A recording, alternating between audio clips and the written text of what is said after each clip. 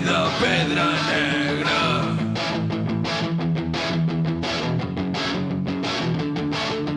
Que ens portava a casa de l'àvia Teresa.